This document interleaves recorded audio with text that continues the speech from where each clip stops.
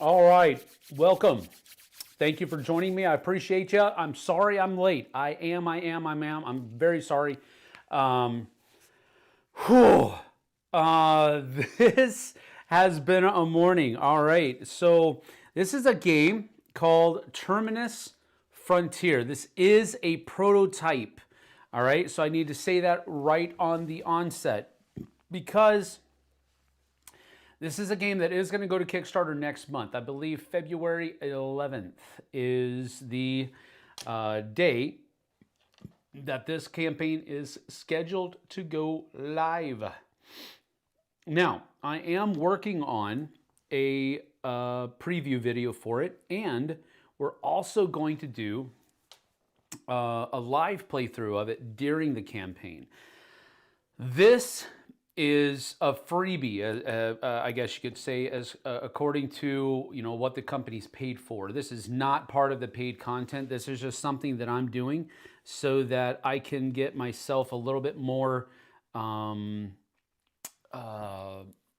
familiar with the game before I produce the preview video and all that kind of stuff. So it's good for the company because it is going to give them a little bit more exposure as far as their game, their product is concerned.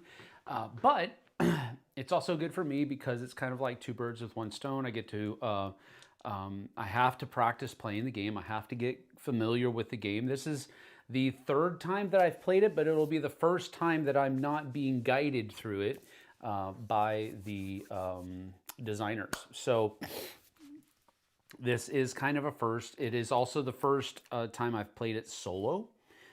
So there is that. And I'll explain the differences between solo mode and regular mode and all of that other kind of stuff. There's not a whole lot of differences. It's just a few exceptions, basically. So that is that. This is called, boom, Terminus Frontier. And it is a scenario-based game that also has a campaign mode during which your person can be leveled up, upgraded. They'll get upgrades in a number of different ways. One of the ways they can do it is you get more skill cards added to your skill deck. There are also upgraded ammunition cards that you can get added to your ammo decks that will basically do more damage and all of that kind of stuff. So that's basically what's going on. It's I've been it's not like we so this is something that I was interested in when they first contacted me a while ago, and we've touched base a couple of times. They've sent me the prototype copy, and I'm looking forward to it. It's a pretty nice prototype as well. It's very well done. So you'll see that it's got some great artwork, and they've got some cool things that are going on as far as the different components that are involved and all that kind of stuff too. So let's see here. Good afternoon, everyone. I see we're not starting on time again. Well, yeah, I know. Matthew Vincent is here. What's up? Eric is here. It wouldn't be Sam if we did start on time. Well, there is some truth to that. Luke Shirus is here. Yada, yada, yada. Something about a wizard, blah, blah, blah. That's right. A wizard arrives precisely when he means to. I am not a wizard. Deja vu. Double countdown. I bet Sam was watching the Dice Tower live stream, lost track of time. I was not. I was actually setting up the game. I actually had a meeting with the designers, one of the designers, Jason, today, and I was able to ask him some questions, and we actually did a couple of rounds of a playthrough together, and so kudos to the Young brothers for being very flexible and available to do that. They're busy. If you've ever run a campaign, a crowdfunding campaign, they're busy getting set up. This is like the end of the final stretch for them as far before launch. I mean, launch is not the end; it's just the beginning. But this is the final stretch before the beginning of their launch. So, triple countdown. This is unacceptable. I am sorry, Vanessa. Sam sure does like his intro music. I do like it. I did pick it, so there you have it. I used to start the stream on time, then I took an arrow to the knee. Well, there's also some truth to that as well. So you guys are hitting all the cylinders here, aren't you? Us old folks have problems with our no, that's not the case. In that case, leave the camera off. Yes, I was eating my lunch, basically. That's why, and I ate my lunch much faster than I should have. But I had basically, I just waited too long to eat, and I needed to do it before. Sorry. Let's see. On the topic of crowdfunding campaigns, looks like House of Fado will start shipping next week, 3 to 4 months earlier than expected. Way to go, Eagle Griffin Games. Awesome. Working without a net. Everyone disregard the teach. I received Wondrous Creatures about 3 months early. That's awesome too. Morgan Knight is here. I'm really looking forward to this campaign starting. Yes, my friend got Wondrous Creatures and is looking forward to playing it. Is it as complicated as it looks? Not really, Vanessa says. All right, cool. I know JT played that on the cruise. I don't remember him saying it was complicated, but again, he is a heavy gamer, so we'll have to see. Let's see here. All right, so just in case, this is the box of Terminus Frontier. I don't know if that's going to, and again, that's a prototype box, so who knows what the box will look like in production, but let's see here. Just want to make sure I'm not missing anything. Bing, boom, and bing, and boom, and boom. All right. Okay. So if I can understand how to play, it's not complicated, Vanessa says. Well, there's that. Okay, here we go. Down to the table. And here we have scenario 1 of Terminus Frontier set up for you. Now, I understand that I have no top-down camera that is good for you guys, which is why I have set the board up so that you are at the bottom of it and I am at the top, which is backwards to how I would normally do it. But I will, let's go ahead and get my trusty iPhone going here. Let's see if it's trusty. Looks like it is. Yeah. And we will, do some stuff here. So I can show you some of the stuff on the onset so you can see it right side up and all that kind of stuff as I'm explaining how things work. All right, so first things first, we're going to go ahead and start with a look at the player boards. Now the player boards are set up to where you're going to have your weapons of choice for your character. And so the Vanguard is kind of like a all-around awesome dude character. He was a former, commander and all of this other kind of stuff, as you can see up here. And so he's pretty well-rounded. And he carries a M42 Redeemer, which has 3 modes of firing. You can go pulse, burst, or full auto. You have the range of the weapon, which is down here, so it can go from 1 space away to 7 spaces away. And then you also have the Mono Sword X12, which is a sword, and it has 7 cards in its ammo deck, which is there. You can do a strike, or you can do a combo, and this is how many cards you have to turn over and or discard. So with the Mono Sword, let me see if I can get a non-glare look at it. You have the strike, which means you just draw an ammo card, however much damage is on there, that's how much damage you do. Or you do a combo, which means that you're going to draw 2 ammo cards, and that's how much damage you do, but then you also have to discard another ammo card. So you're basically just going through your ammo faster. The same thing is true up here for the Redeemer. In Pulse, you just draw 1 ammo card. In Burst, you'll draw 2 ammo cards for damage and then discard a third. And then for full auto, you will draw 3 ammo cards for damage, and then you'll also discard 2 more. So that basically is how you read the 2 different kinds of weapons that the Vanguard is using. Now, as far as health is concerned, you'll notice that there are 1, 2, 3, 4 different areas, and how much health each area has is denoted by this little thing right here. So my chest armor has, or my chest area has 7 points of hits. The head has 3, the arms have 2, and the legs have 2 as well. And there's also some gear slots down here for different cards that you might be able to get if you go after, where are the loot cards? These little loot cards over here.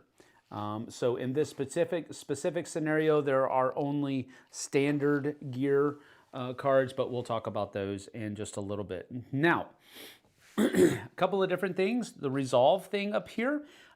So depending upon what threat level we are at, we'll be able to gain resolve, and resolve is used for a number of different things, one of which is your mantra, and this is just kind of special stuff that only your character can do, and you can only gain 7 resolve throughout the entirety of the game, and once you've spent it, you can't get it back again. So you do have to be kind of very economical about your resolve and using it, so you can redirect, which basically gives you some defense, the Vanguard at least. I can rally, I can discard a suppression from myself or an ally within 3 spaces. Overshield gets to prevent 1 damage from an incoming attack on you. And then Legion Breaker, which is my ultimate. I will be able to reload my weapon and then perform 2 burst attacks. So that's a pretty cool thing. Now, as far as we were talking about damage is concerned, if you have an area that goes down to this space right here, that means that you've broken that body area, and I'll have to draw a type of trauma. And there are 2 different types of trauma. There are minor traumas and severe traumas. And they will have different effects. Some of them will have instants, some of them will be persistent, where they actually stay in your deck or in your hand. So hopefully that won't happen, but that's how that goes. Now, if so in solo mode, you're going to have a captain. All right, so the captain is going to be the player. You are the player. And then you'll also have crew members. And instead of having a complete, let me see if I can get this right here. Instead of having a complete player board that you have to keep track of stuff on for your crew members, in solo mode, they basically just give you a stripped down, I guess you could say, version of that character that's easier to manage during the solo mode. So instead of having to keep track of all of this and another deck and all of that kind of stuff, but I mean, if you look at these are pretty freaking cool. This is the Maverick. So this is kind of a lower grade version of the Vanguard as far as like being well-rounded and all of that kind of thing. The Zealot is kind of a tank. So he's much more interested in close combat. He's got a cybernetic arm and a shotgun that do tons of damage, short range, but not very long range. Then you also have the Operative, which is what it looks like, a long range sniper type of person, but kind of like a glass cannon kind of. Then you also have the Vanguard that we've already kind of showed you, which is more of a well-rounded character within the universe.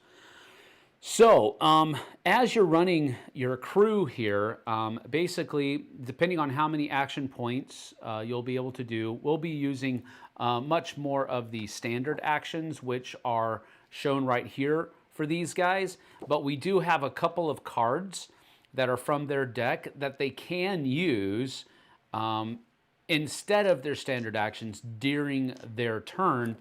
During our cleanup phase, they'll be able to refresh one of these cards. So if we've used both of them, they'll only be able to refresh one, so that it'll be able to be used in the next round. But if I only use one, then I'll have both of them available next round.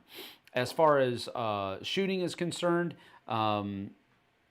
the Zealot is going to have a cybernetic arm and his shotgun to be able to be used. So this one right here is his shotgun ammo, and that's his arm ammo. But you know, it's basically this is basically going to be you know, your arm doesn't actually have ammunition. It's not going to be shooting things, but it's just the cards that you're drawing in order to do damage. All right, and then this one down here, the operative sharpshooter, has her Eliminator M520, and then she's got zeroed in and breath control. So that's basically it. She only has 9 health, and she can move 3, while the Zealot here has 11 health and can move 3, and that's what these little health trackers are going to be for as well. It has a really good little quick reference here, and then game phases on the back, so that should keep us pretty much on the straight and narrow. And then I have a printout of solo mode things that hopefully will keep me ready to go. So here's just a real quick overlook of the battlefield. I'll try to get a little bit of a better view here as you're going around.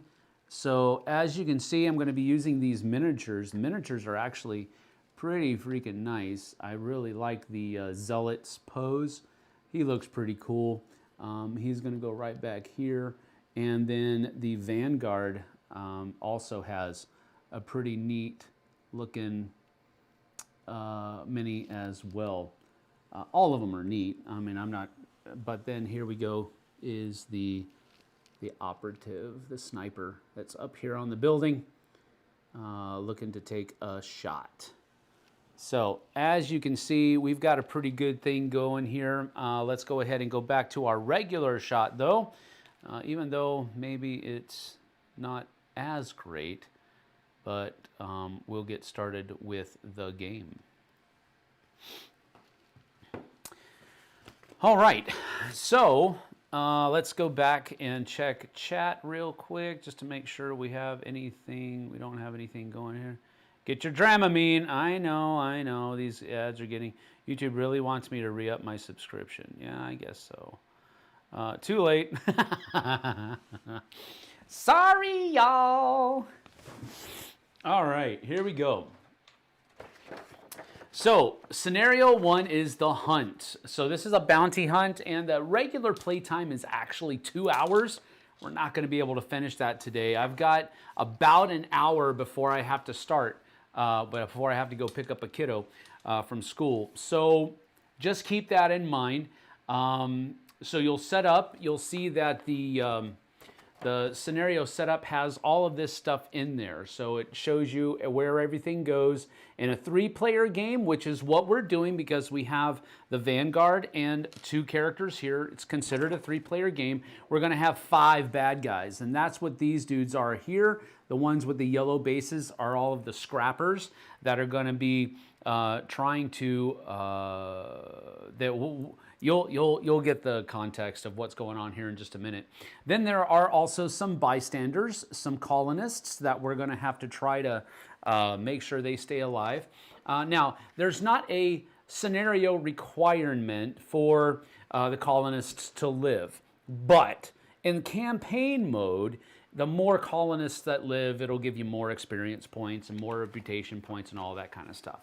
So starting deployment is where you can basically start wherever you want to as far as the people are concerned, but These are the recommended starting locations for those 3 characters, so that's why I just went ahead and put those out there. So here we go. Scenario intro. Your team leaps out of your ship. Arid gas clouds and dust hurtle past you as you plummet towards the planet's surface. Flashes of small arms fire light up the ramshackle buildings below. As you close in on the settlement, your squad activates their gravity packs, slowing your descent. Soon, energy blasts are whizzing past you as the scrappers open fire on your squad. Over the comleak, Gravis shouts, "Enemy contact. All units prepare to engage and track down the butcher." So,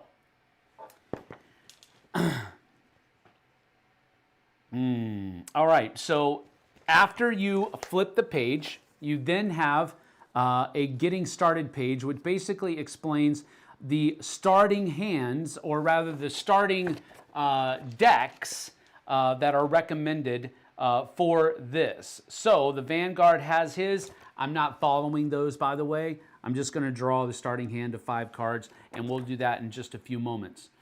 But what we will do, however, is we will use the recommended starting squad formation for the beginning of the game. All right, so what we do here, the first thing that we're going to do during your turn is squad formation. After the squad formation, we're going to go to an enemy AI phase where we're going to flip over the AI card here and see how these guys are going to act on the board. After we go through the enemy AI phase and activate all of them, see what they're going to do, then we're going to go into the actions phase where we come over here and see who's going to act in what order. Now, during squad formation, we're also going to be able to choose where we go over here, which will determine a couple of different things. It will determine how many action points we have. It'll also determine how much threat we're going to take, which is going to determine how the enemies target you against somebody else. Then, after we do all of these 2 things, we're going to go to the action phase where player activations happen, and then enemy activations will happen too, depending upon what is their initiative order. So you'll notice that we are able to take odd number initiative values, and the hostiles are going to take even numbered initiative values. So there is going to be the dynamic where we will have some players act, and then you'll have some enemies activating, and then other players will activate, and possibly more enemies will. But because we only have 1 enemy group right now, they're going to activate on only 1 of these. So keep that in mind. And then after everybody has done being activated, we go through an end phase and go into another round. Let's see here. This is probably not a game for me, but I like the character art and look of the game. It looks interesting. Yeah, you're very right. I honestly really appreciate the enemies as standees. Much easier to store. That is true, very much indeed. I very much prefer miniatures, but standees are good for storage, and they do make things, especially in this case, they make things a little bit easier to see. I do really enjoy the fact that there are colored bases for the different groups. When you have different groups going, for example, the bad guy here, the butcher, is actually a red base. He's not out on the board yet, and I don't know if we'll get to him either, but he will activate in a different, with a different token. So you see here that we have a yellow token over here, and then we also have a red one in case he does, and then we have 3 for these for our initiative. Now, the cool thing about the game so far for our squad formation phase is we're going to choose squad roles. Now, the book says that the zealot is going to take point, which means that the zealot is going to get 2 action points, and then he's also going to get +3 threat. So he's going to go all the way up here to where the colonists are. And now that's pretty much the end of his squad formation phase. The Vanguard is going to take primary gunner. So he's going to go right here with initiative 5. And that's going to give him +2. And then the fire gunner is going to be the operative. Now, what that will do is it will get her +1 bonus token, which is pretty cool because it'll give her additional damage that she can get. And she only has 1 threat right there. So as we pass these different things right here, that's giving us resolve tokens. So we're going to go ahead and pass those out. Vanguard will have gotten 1 resolve. The other characters don't get resolve. They don't use resolve or anything like that on their turns. So we don't have to worry about that. I do need to check one thing real quick because I'm missing some tokens, and I think it's just because it's over here on my board. Yep, found them.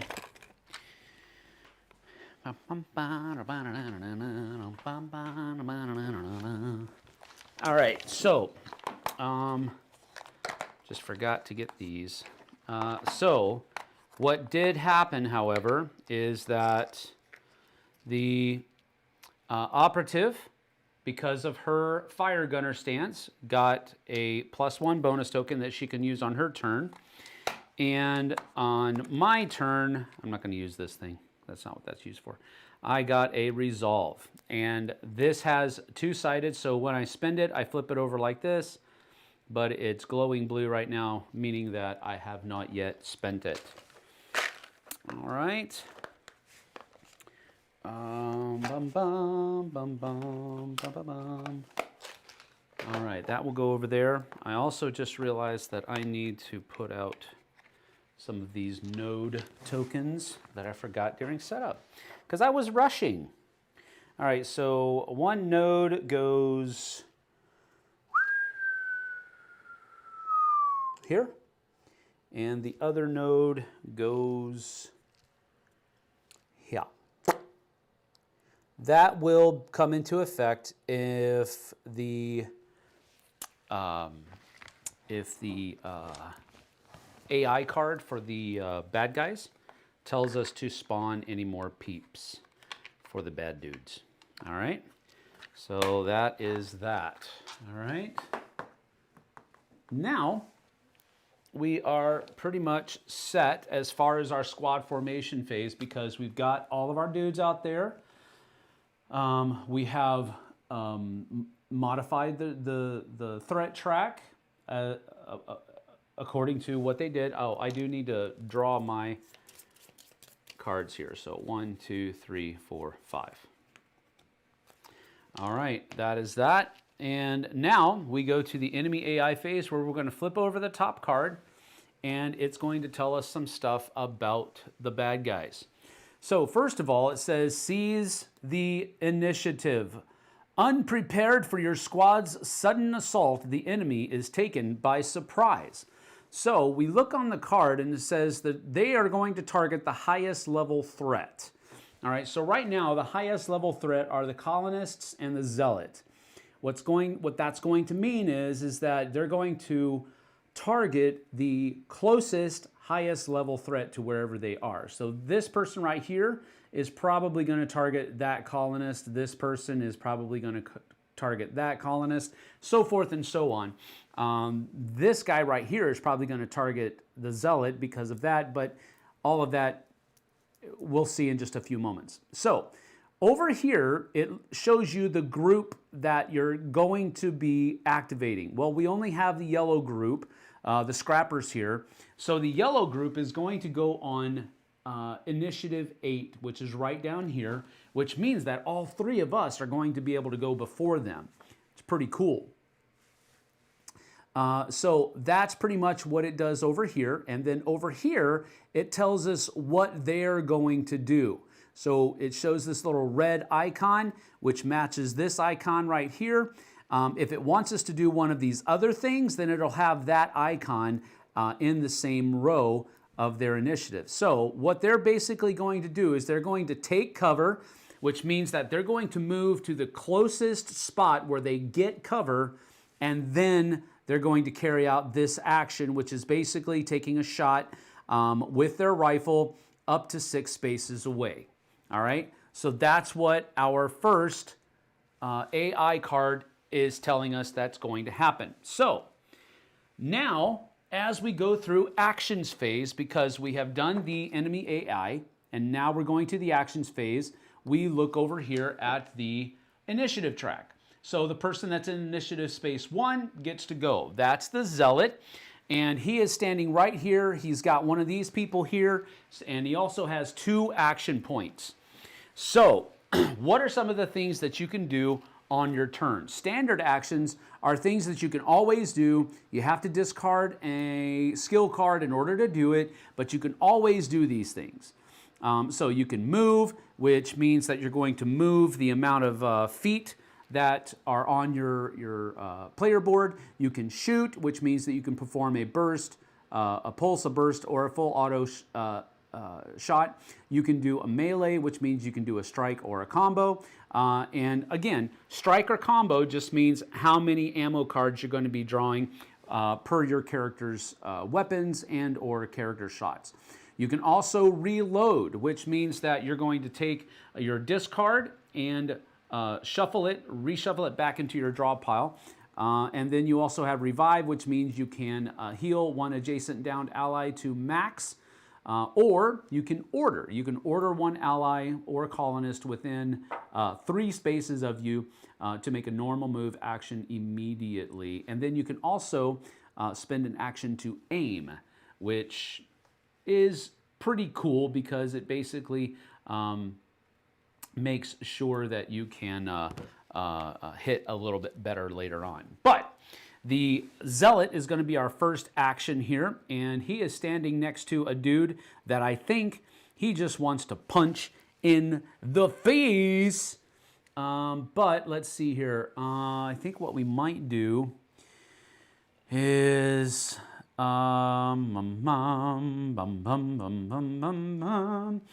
I'm going to use one of my action points to use grab and throw. Grab and throw allows me to, first of all, make a move. Now, you can move through people, you can move around people, but you just can't end in the same spot as somebody else. So I'm just going to go 1 over here into this area so that I'm adjacent to both of these junkies. And now I can make a combo attack with my cybernetic arm, and that's going to give me +2 smashback. Smashback is basically like knockback in other games, so you're going to knock these people back, however it might be. And of course, prototype people. So these aren't very snug, but they're kind of snug. They just need to be there. Okay. So what's going to happen here is I'm going to do a combo attack with my cybernetic arm. So I'm going to use this deck right here. And because it's a combo, I'm going to flip over 2 cards. Boom and boom. Okay. Now what this does is it shows me how much damage I've done. I've done 1, 2, 3 damage. It's also going to ignore cover and armor, so it's a direct hit. But I also have to discard a 3rd card, which, that sucks. All right. So this is going to go down here in my discard pile. I'm going to do 1, 2, 3 pieces of damage, and they also get smashback 2.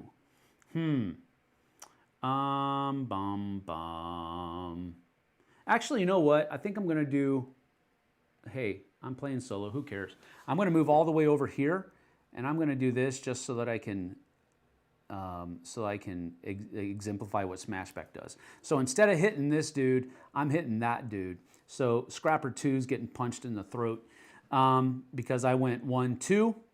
And so he's going to take, Scrapper 2 is going to take 3 damage. 1, 2, 3. Just like that. But he also gets smashed back 2, which means that he's going to get knocked back 1. And then he's supposed to get knocked back a 2nd time, but he can't because there's a thing there. So he's going to take another point of damage. All right, so that's how Smashback goes. And this one will just be flipped over because I have used that ability. And then these cards go away. Now I've used one because that cost me 1 AP.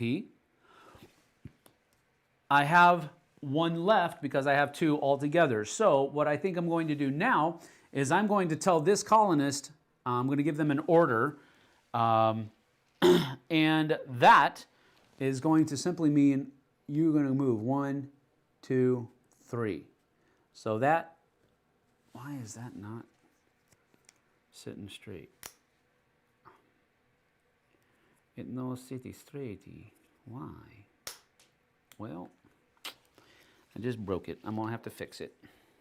But, all right, so the colonist is going over here. It was here, and I had her move her movement, which is 3. So 1, 2, 3. There we go. So telling that colonist to go take cover.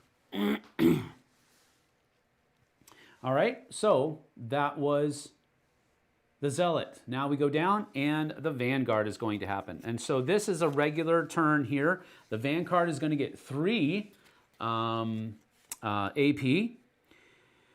And we're going to, let's see, within 8?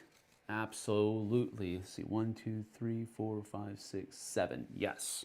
All right, so the first thing we're going to do is a 0 action. And so this 0 action is called Give 'em Hell. Command, target an ally within 8 spaces. So I have 1, 2, 3, 4, 5, 6, 7. And this person gains another bonus token. Now, she already has 1 because she took the Fire Gunner squad formation card. So we just flip this over, and now instead of just doing +1 damage on her turn, she gets to do +3 damage on her turn on one specific attack. So that's going to be the first card I play, and it didn't cost me any action points. Bum, bum.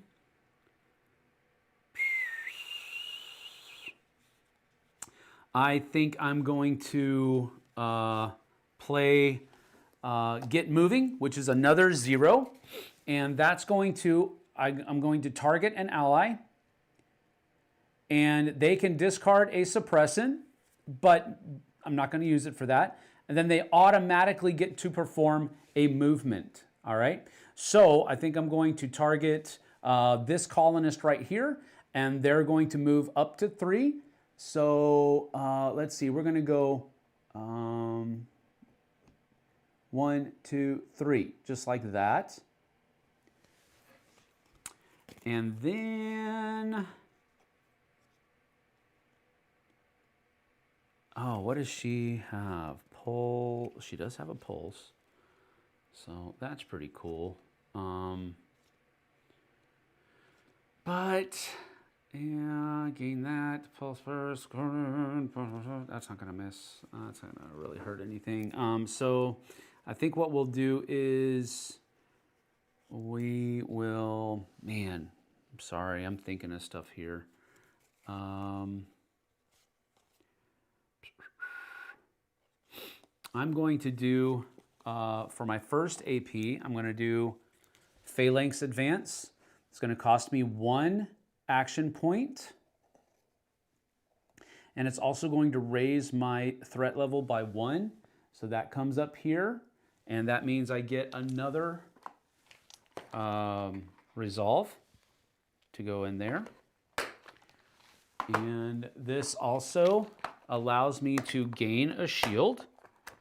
So I have a shield that I can block 1 point of damage coming in later on. And then I get my movement. My movement is 3, which is found right underneath or right on top of my legs characteristic. And I can move 3, and then I can do a pulse or a burst action with my weapon. So I think I'm going to go with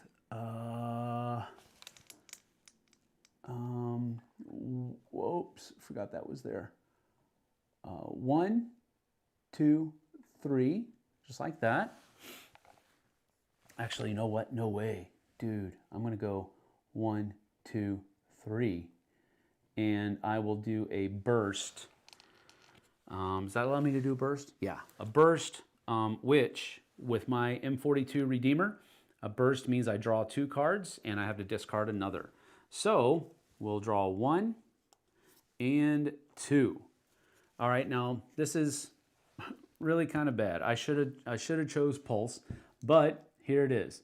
All right, if I would have chosen Pulse, if this was a Pulse shot, then I would have been scoring 2 damage because I would have only drawn 1 on a Pulse. But because I'm doing Burst, it's down at the bottom. So I did 2 damage, but it spent 3 cards, and using that on a Pulse would have been a lot better. So that's 2 damage on a Pulse, and I'm going to say we were doing Scrapper 4 here. So that is 1, 2 damage and on him. And then, because it was a burst, I have to also draw another one to just simply discard it. So these 2 cards go away for that. And that is that. Then, let's see here. I've used one of my 3. I think what I'm going to do is I'm going to tell my operative over here to take a shot. Command target ally within 8. She's definitely within 8. The target may discard a suppression and immediately perform a pulse or a burst at +1. All right, so what I think I'm going to do here is and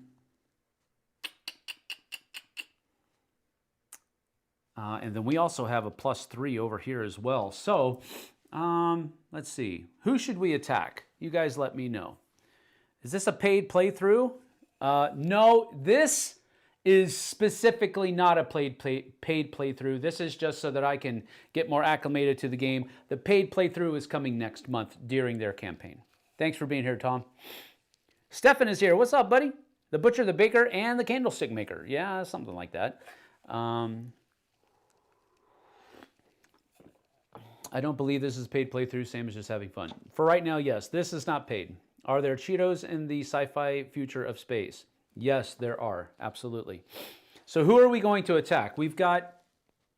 All right, so she has a range of 10. So that's pretty much 1, 2, 3, 4, 5, 6, 7, 8, 9, 10. Yeah.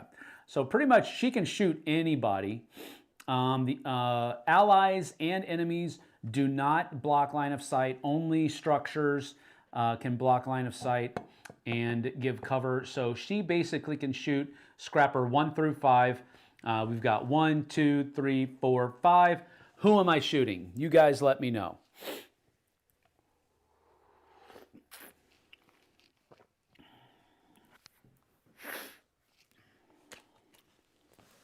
One, 2, 3, 4, 5. In the black hole of my belly button. Oh my gosh, dude. Seriously? Oh, that's funny. Closest. All right, so 4. Scrapper 4 is going to be taking a sniper shot in the face hole with +1. So it is going to be a pulse. So I'm only going to draw 1 card. Boom. All right, so that card was a direct hit. That's going to be 1, 2, and it's +1, so that's 3 on Scrapper 4. That's 1, 2, 3.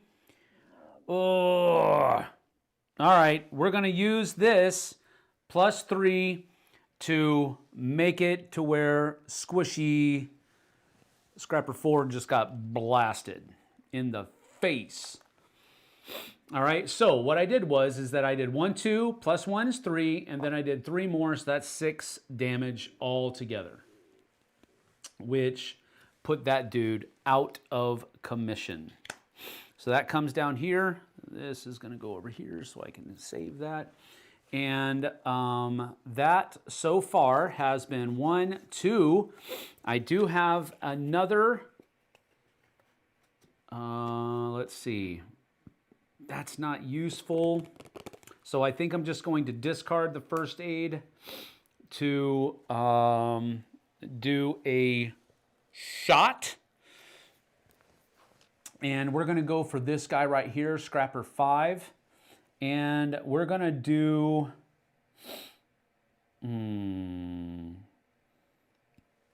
we're just going to do a pulse, a burst. And it is 1, 2, 3, 4, 5, 6. So it is within range. A burst is 2 damage.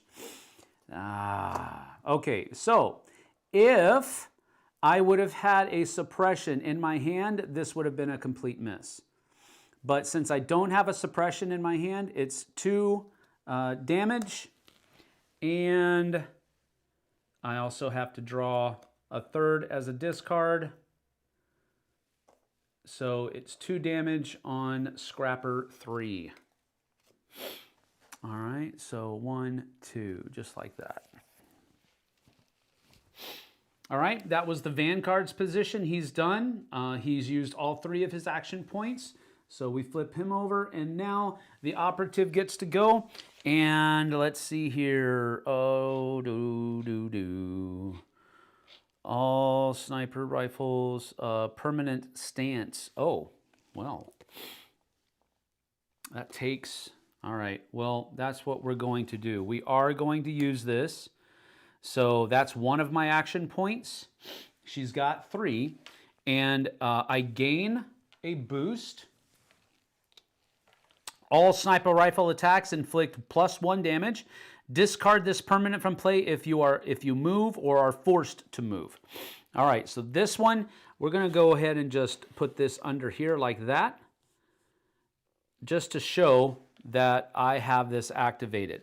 All right, now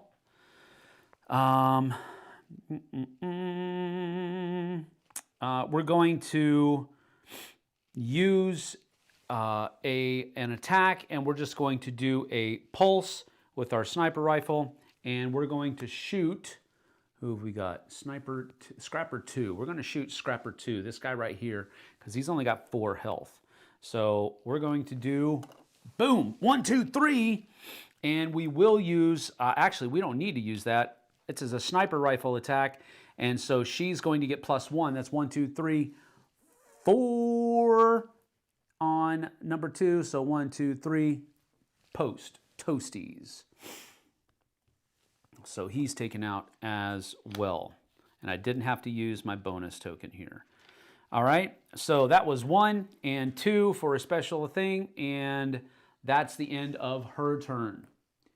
Now we get down to see what these guys do. And we already said that they're going to take cover first. So this guy, we have to look at the threat level. So the threat level are these people here. So he's looking at the closest threat, which is this guy. So he wants to take cover from this guy. So he's going to go 1, 2, 3, like that. So now he's got some cover there. But he also is going to fire, which means that we're going to draw 1 card from the light fire deck because it shows a yellow card here on the icon.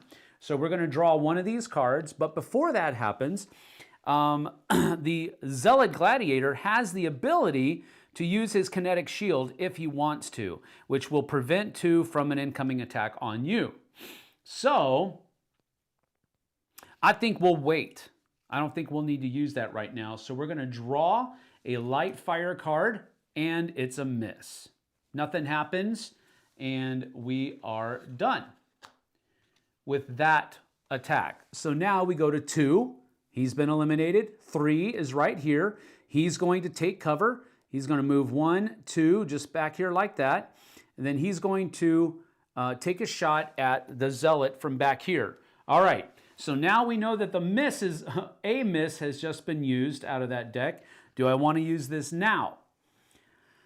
Yeah, I think I will. So I'm going to use this and flip it over, and it's going to prevent 2 damage from coming at me. So we're going to do this, and it's 1 on the chest, which means that it is actually blocked. So this one goes away as well.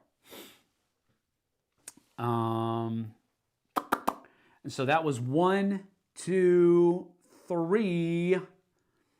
4 is toast, and 5 is here. So 5 is going to 1, 2, 3, get into cover, and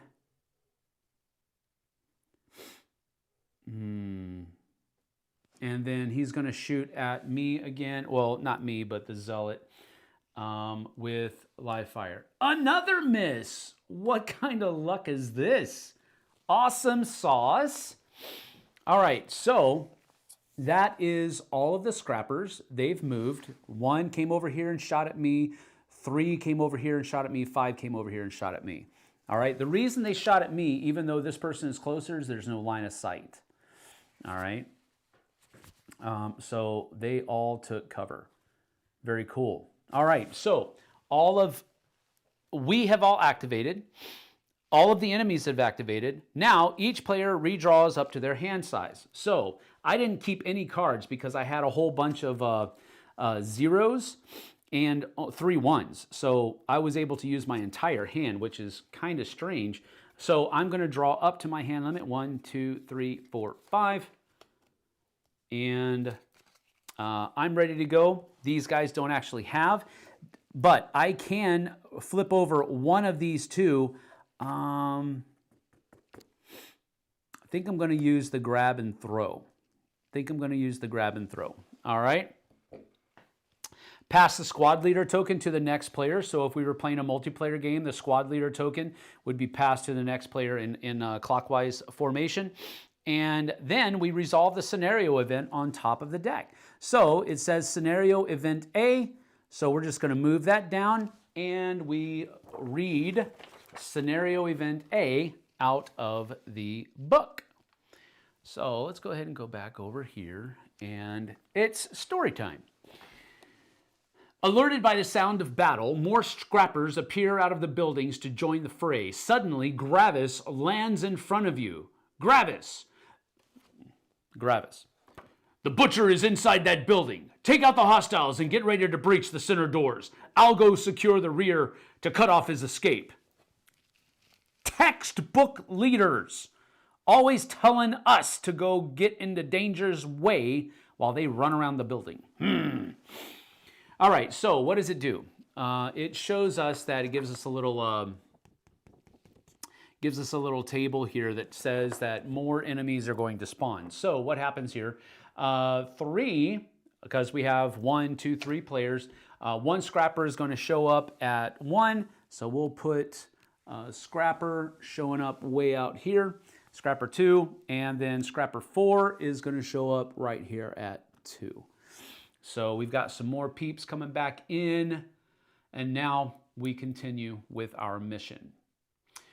So get ready to breach the center doors. That's what we're trying to do over here. So now we go back to our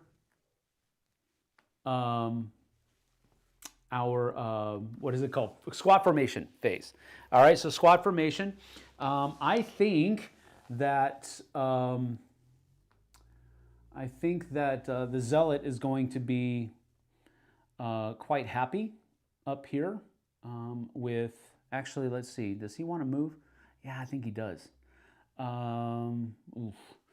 So we're going to go here to flank. And whenever you go to flank, you get that 2 movement, you get it immediately. So we're going to go ahead and go 1, 2. And we're going to go on to this little cargo space here. And that's going to let me draw some loot. So I draw the top loot card. Oh, wait, he doesn't get loot. I'm not going to look at that. I'm not going to go there either. Because he's a kind of AI character. He's going to go right here. He was here, he went 1 and then 2. So he's going to get right up close and personal with that scrapper. Then I think let's see, he gets +2, so 1, 2, so he would get another resolve, but he's not going to this time. The primary gunner is going to be the Vanguard, and so he's going to get 1, 2, which gives him another resolve. So that's that. And then we have, yeah, we're just going to have her stay the fire gunner, and she gets +1. And then she also gets another thing, which allows her to turn that over, so she's got another +3 going there. Cool, cool, cool. All right, so that is the squad formation phase. And now we flip over another AI card. All right, so the AI card says, as their numbers are cut down, the enemies take cover and retaliate. So this right here is going to go on here. So they're going to attack first this round because they're like, all right. So they're also still going to take cover, and they're also going to be just firing their rifles. So that's all they're doing here. And they're going to target the highest threat. All right, so the highest threat right now are the Vanguard and the Zealot. So that's cool because we're protecting those colonists, but he's in the thick of stuff, and that's going to be bad. Back to the other angle. Sorry, everybody, I forgot. Overhead camera. Yes, yes, yes, I know. Ryan, nice shooting, Tex. That's awesome. Yes, that is correct for a 2026 release. Yes, it is. What scenario is this? It's the first one, Ren. Never mind, I know after looking closely. So Dave had it set up wrong. So we had every enemy on the board, still took out the boss. It was awesome.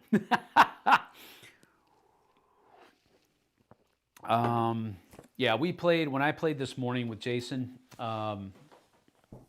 over TTS, he had everybody out there as well. So it's it was a little bit harder, and I was playing the Zealot, and I took a beating.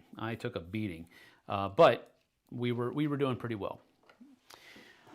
All righty, here we go.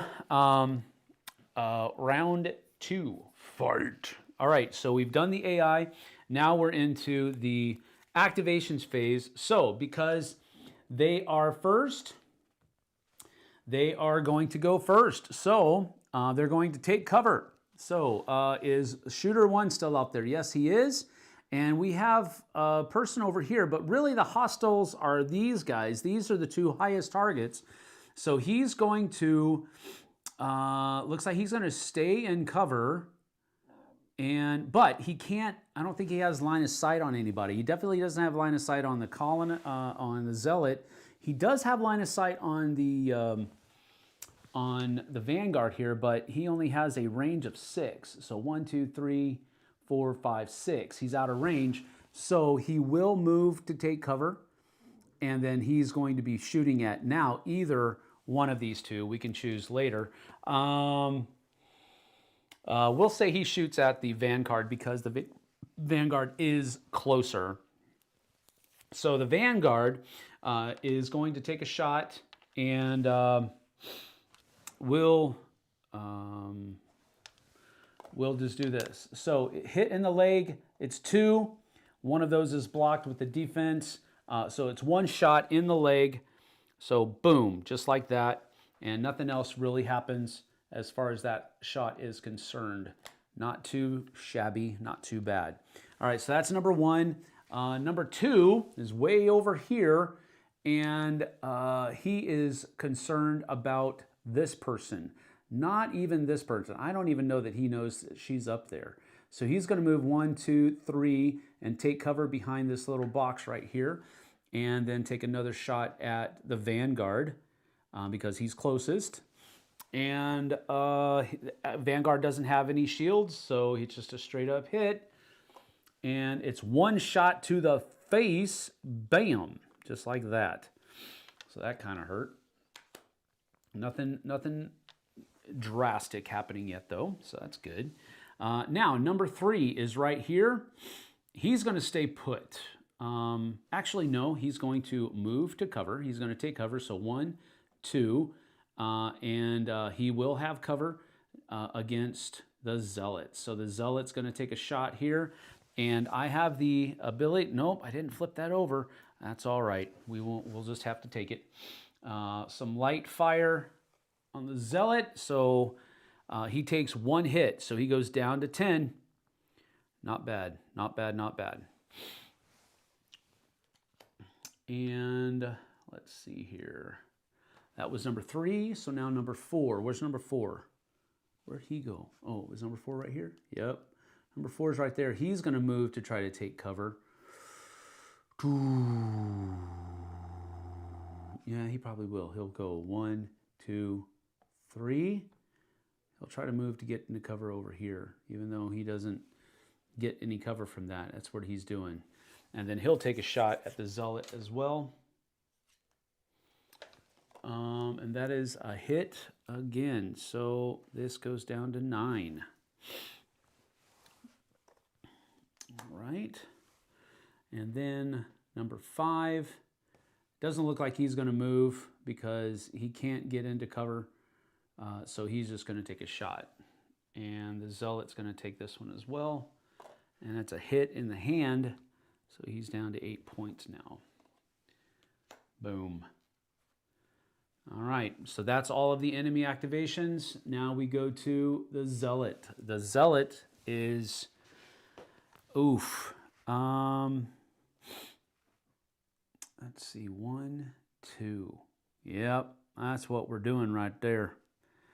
All right, so the Gladiator, the Zealot, is going to take his Mauler R35 and just take a shot at this scrapper right here. He is within 2 range, so it is +2 damage.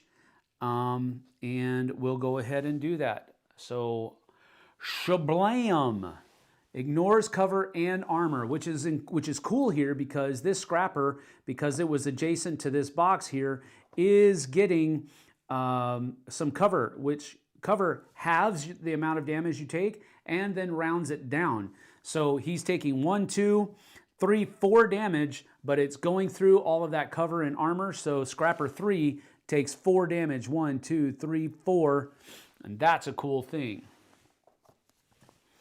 So that was his first action. And he gets 2. Bum, bum, bum, bum, bum, bum, bum, bum. We're going to use grab and throw again. And that's going to be our other action point. It allows him to move 2. So he's going to go 1, 2, just like this. He's going to try to finish off this scrapper here with a combo, which means that we're going to draw 2 cards from his cybernetic arm, 1 and 2, and then we have to discard a 3rd. So 1, 2, 3 damage, and that's on Scrapper 3. So boom, he is post toasties, just like so. All right, so he'll turn and face. Oh, another thing I forgot. Dadgummit. 4 is back up to 8, and then 2 is also back up to 8 because we had those guys pop in. I forgot to do that earlier. And there's nothing there to do smashback damage on, but that got flipped over. All right, so that is the Zealot. Now we go down to Vanguard and Vanguard. I haven't even looked at my hand yet. Ooh. Can't use that yet. Ooh. I get to move my full movement, which is 3. Can I get over there? 1, 2, 3. I can. Sweet. All right, so we're gonna do adamantine charge. It costs 1 of my AP. It allows me to make a movement, so that's 3. I'm gonna go 1, 2, 3, which puts me next to Scrapper 1, which I need because this is a melee attack and I can do strike or combo, and if I do damage, I'll gain a bonus token. So I think what I'll do is I'll do a combo on this one. Oh, wait, maybe. Yeah, I'll do a combo, which is draw 2 cards. Oh, these have to go away. Sorry. These 2 were for his thing over here. All right, so first ammo is there. Am I doing a strike? No, I'm doing a combo. So it's only 2, but I get to draw another one. Oh, nastiness. Yes. All right, but I also have to discard a 3rd. So that one's discarded. And so I do 1, 2, 3, 4, 5 on 1. So 1, 2, 3, 4, 5. Yeah, in your faces. And since I did damage, I will get a bonus token that I can use later on. So that was 1 action, and I have 2 more left. So, oh wow, oh that won't even cost me anything. That's awesome.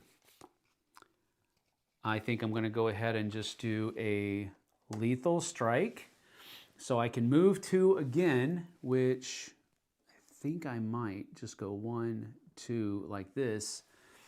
And I do another strike, and precision, this tack ignores cover.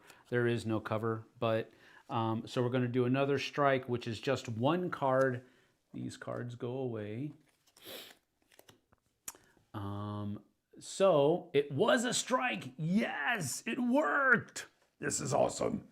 So it's a strike. So it gains precision again, so it's going to ignore cover, but it does 3 damage, which 1, 2, 3. That makes him toast, just like that. That's pretty cool. Then that is 1 of my 3.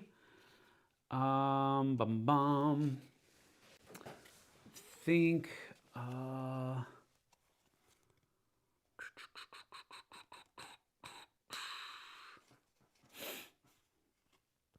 Think I'm gonna. Ooh, that would be cool, actually. Yeah. Full auto? Do I want to go full auto? No, I don't. Okay, so I'm going to discard this card because I don't want to go full auto, and I'm going to reload. So I take this, and I shuffle them back together. Yeah.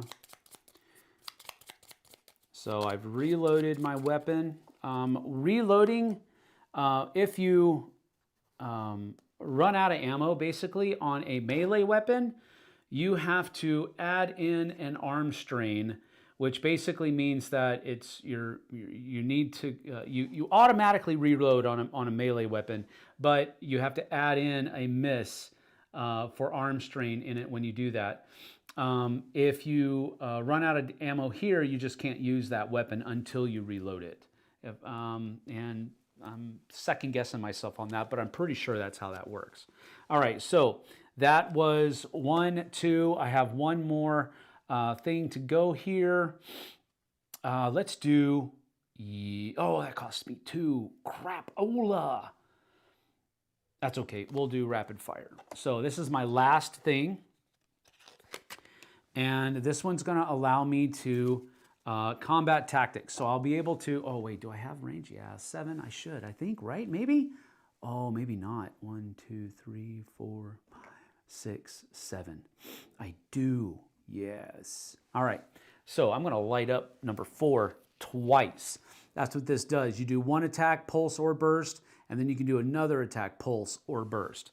So what I'm gonna do here is we're gonna go ahead and do a burst on Scrapper 4. 1, 2, 3, 4, 5, 6, 7. He's within range. So a burst is going to be 2 cards for damage and then 1 discarded. Well, that sucks. So that's 4 damage. And if I want to, I can make it 5, but that doesn't really help me that much. Let's see. Sure it does. 5. We're going to use that. All right. And then we're going to do another shot And this one's going to be also a pulse, also at Scrapper 4. So these two have gone away. And so the next one is hit, ignores, that's 1, 2, and it is a pulse. That's 1, 2, 3, 4. No, it wasn't pulse, it was burst. So it's 1, 2, 3 damage. Oh, wow. Good thing I used that extra one. 1, 2, 3. Boom. So this dude's toast as well. All right. And then these go away, and I have to discard a third. And that goes there. And that is the end of, that's the end of that guy's turn. And now the specialist, the sharpshooter rather, she has line of sight on this guy over here. We could definitely do that. But I think it would be funnier to just shoot right down on top of that dude's head. So we're going to do that. Oh, but it's 3. Oh, man. The sniper rifle has a bottom limit of 3 range. Okay, well, that makes sense. We'll take a shot at Scrapper over here then. And it's just a pulse. So we're going to draw 1 card. And it is nothing. Huh. Well, it's actually 0 damage. It's not a miss because I don't have a suppression in it. It's 0 damage. All my sniper attacks inflict 1 damage. And I can also use this to do 4. So I am going to make that a 4. So that's on Scrapper 5. 1, 2, 3, 4. My second is going to be another shot. Oh, wait, you know what? He's taking cover, isn't he? So that goes up to, yep. So we'll take another shot. This is a second shot. And if react or you move to this turn, you miss. Otherwise, it ignores cover, and because of that right there. So it's 1, 2, 3, because all my sniper attacks do an extra. So it's 1, 2, 3, and ignores cover. So I think my third action is going to just be to take another shot at Scrapper 5. And it is a pulse. So it actually super knocks him out. Boom, boom, boom. Because it does 1, 2, 3, 4, and it ignores cover. All right, so it's a vital shot. All right, but that means I am out of ammo.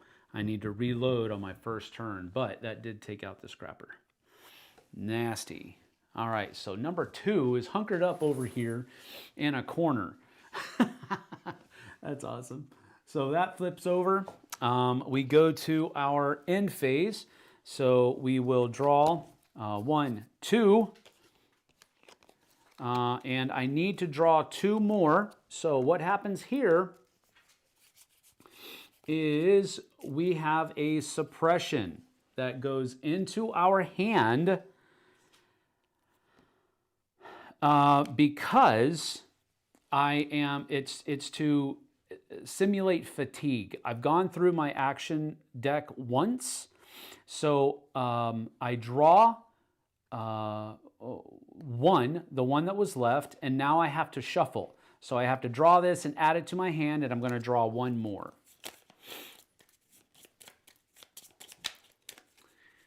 Alrighty. So what that suppression does is, so this card is going to stay in my hand until I perform the action below. And that is rally, discard this to the suppression deck. But basically what that means is I have to take an action to get rid of this card. All right. So that's just one of the fatigue formulations of that game. So that's that. I can flip over one of these cards. I think it would be We're actually low. I'm gonna flip over, grab and throw again, because I think that's cool. All of this is pretty much done. And so next, what we do here is, see, we drew up our hand size limit, we passed the squad leader token, and resolve the scenario event. All right, so scenario event B happens. What time is it? 1:54. Cool. All right, so scenario event B happens. If the players have not yet opened door 1, we haven't. Continue reading below, otherwise continue your mission. All right.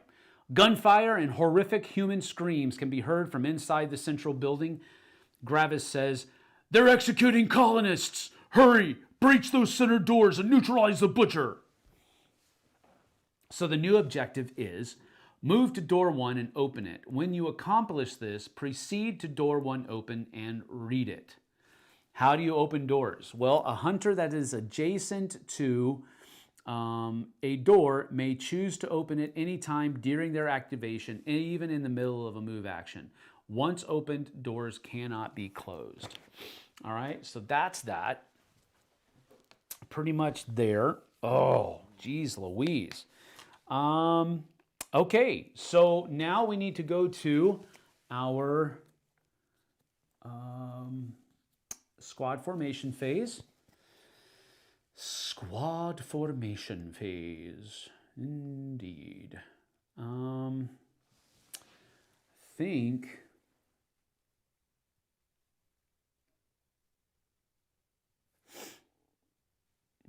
I think I'm going to have the Vanguard take flank, which gives him 2 movement to begin with, so 1, 2.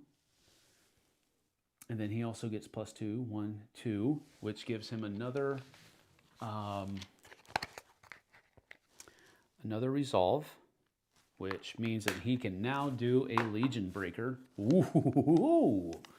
All right, and then I think we'll have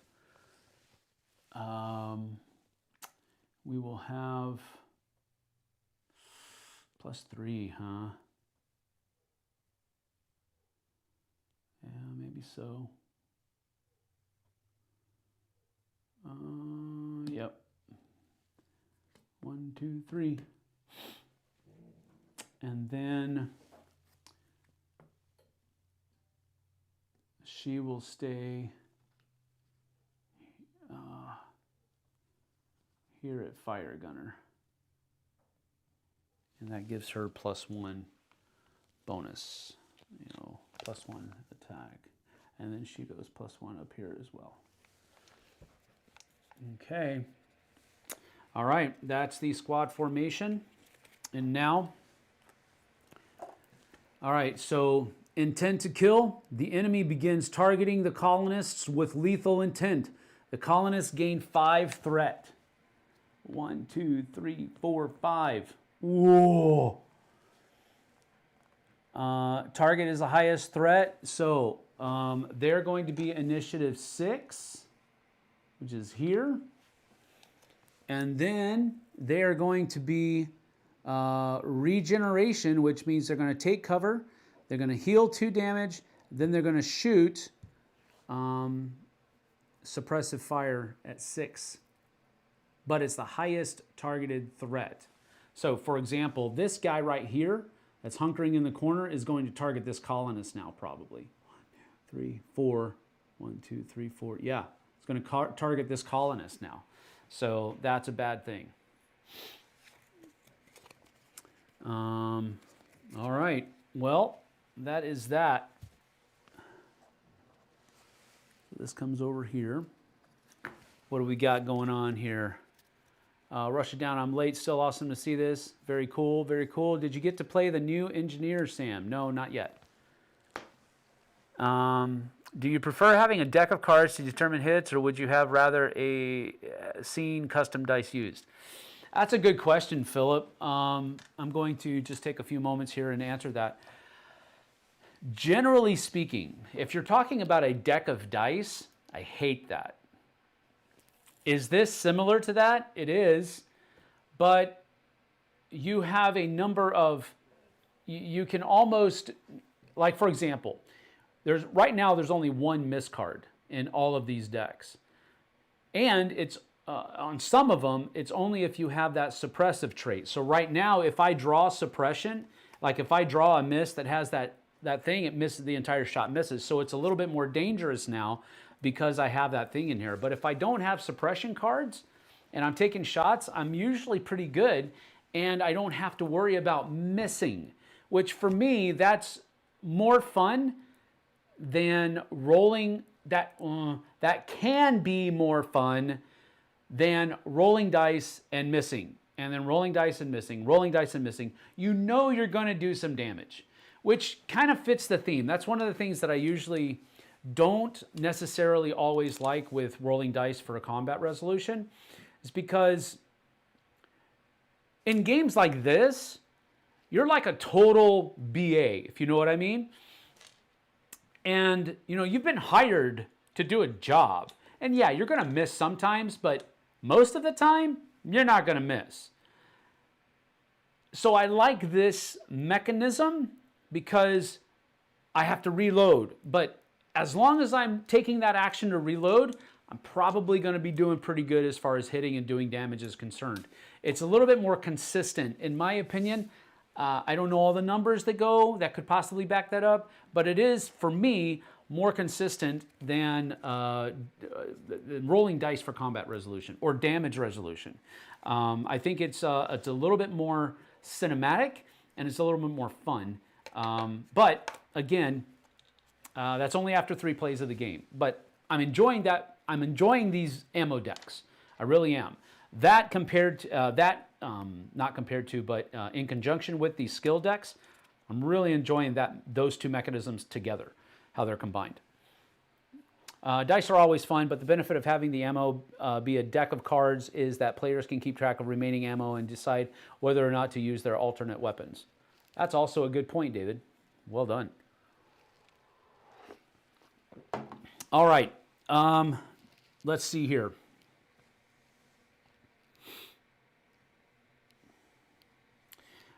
Wow, it is 2 o'clock. I really do have to get going. This is what I'm going to do. I'm going to go ahead and call it right here. And I'm sorry because it was about to get pretty cool. But another reason I'm stopping here is because we're going to play this with JT during their campaign. And this is a great place to stop because once we open that door, some stuff is going to happen. And I'm cool with saving that until the actual playthrough. That's going to come up later on. This was just to give me the chance to get more experience of running the game. And it was also to give you kind of like a sneak peek. But I do have to go pick up my son here in just a few minutes. So I'm going to call it here. I won't be able to get through. If I try to do a whole nother round, I'm going to be late picking up my son. I can't do that.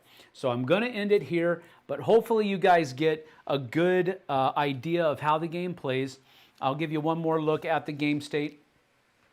So this is how the Zealot was going to be able to go first with the Vanguard right behind him. And then the Scrappers were going to go again. And then the Sniper was going to be able to go. That's how things were going to work out. I was going to try to get the... I was probably going to have the Zealot come over here and order the Colonists to get further away from this guy. And then I was going to have the Vanguard come up here and get this loot token. Loot token would have been a smoke grenade. So I can place a smoke cloud token covering the area. This is basically what it would have been. A smoke grenade. Other things that could have come in here is stuff like combat armor, or spiked gauntlets, which would give me +2 health on that. That would give me +1 health on my torso. It could also, more spiked gauntlets, a standard weapon, which would have been trash for me, more combat armor, a stem pack, which gives you health, and you can use it for 0 stuff. So that's the kind of stuff that's in here. You have ammo feeders, exoframe boots, med kits. So you get the idea of what that would have done. But then I would have opened this door and mum's the word on what happens when the door opens. That's Terminus Frontier, or at least a sneak peek into Terminus Frontier. Great stream, Sam. Thank you for showcasing Terminus. You are welcome, David. David Brownlee, thanks for the playthrough. Bye all. See you later. See ya. Take it easy. Thanks for joining me. We appreciate you. We will see you guys and gals on the flip side. Take care.